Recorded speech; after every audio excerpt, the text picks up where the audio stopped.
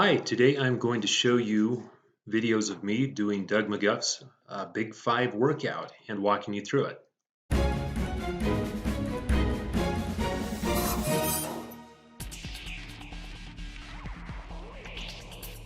The first exercise is a seated press. Now with this exercise, as with all other exercises in the Big 5 workout, you have 4 seconds of positive followed by 8 seconds of negative.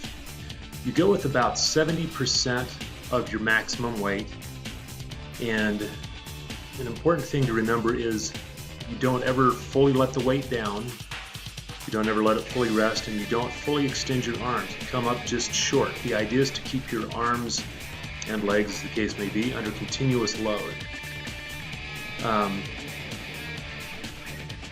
As far as form goes, you don't want to start twisting and contorting when you get to it. If you find that you're no longer able to do the exercise properly, it's probably time to quit. Having said that, you want to give maximal effort. Toward the end here, you'll see I pushing through it. I apologize, I'm not more photogenic. Here we are. And I try to end with just a really strong negative. Here it is, I go for the last one.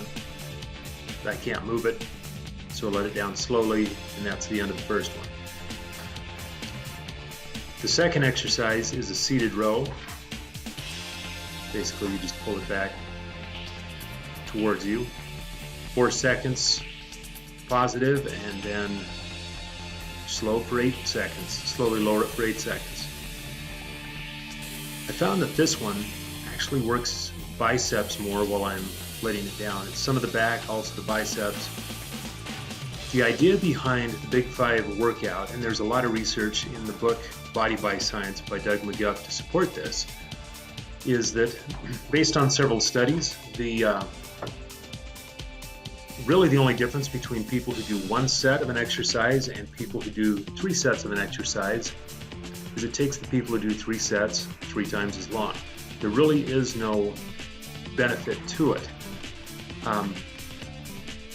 Also, the loading here is important. As I mentioned previously, you want to go with about 70% of the weight, and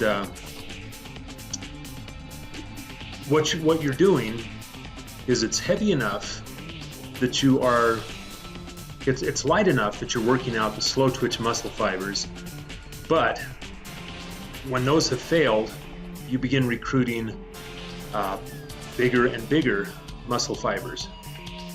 I'll continue in a second and move on to the next one.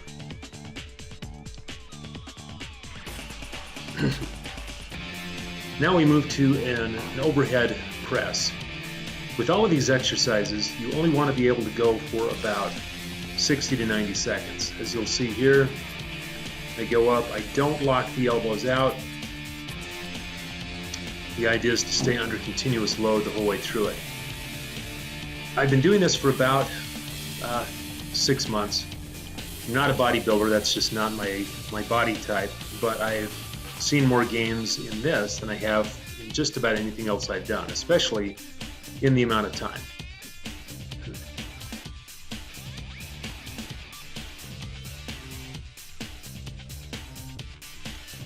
That may be my last rep. That's not my strongest exercise.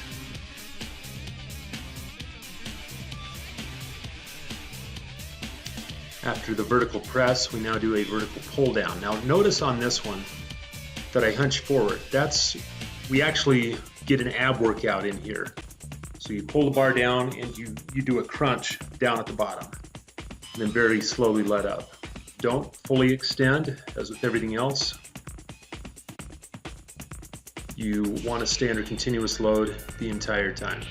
So as I was saying earlier, what you're trying to do is progressively load up stronger and stronger groups of muscles, starting with slow twitch, and before long those have exhausted themselves, and then you progressively recruit stronger and stronger fibers until toward the end of this you're at max effort. You're recruiting your fight or flight, very fastest twitch muscles. And as a result of that, as a result of fatiguing those, you really don't want to do this again within a week. So as crazy as it sounds, you actually only end up working out for about 15 minutes a week. Here we move over to a leg press, and it can either be seated, there's various ways of doing this, and you can't tell because my legs are blocking it, but you never let the weight fully descend and make contact. As with everything else, you remain under continuous load. One of these times I should do this with a heart rate monitor. Your heart rate goes through the roof while you're doing this. For me, it goes up to 170, 180, and given that I'm almost 50 years old, that's about as fast as my heart is supposed to be able to go.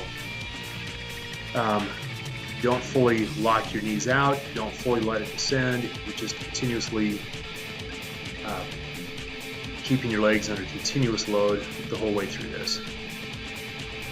This particular exercise is supposed to work all of your legs, your glutes. It also supposedly does your calves, but I don't buy it. So I do another calf exercise on top of it. Calves for me are a little bit of a challenge just because it's hard to find enough weight to fully work them. But nonetheless, the same thing as before. 4 seconds up, and then you try it for about 8 seconds down. And you'll find that when you're done, you really are pretty exhausted. If you do this right, you wouldn't be able to do additional sets or additional reps even if you wanted to. You'll just be too worn out.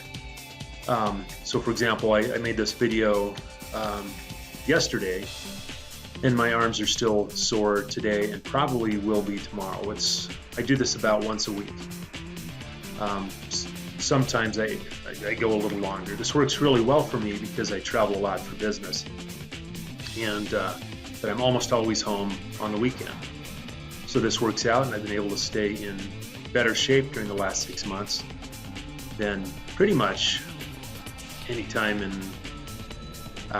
the last 10 or 20 years. And as with everything else, you go until failure, until you can't go anymore.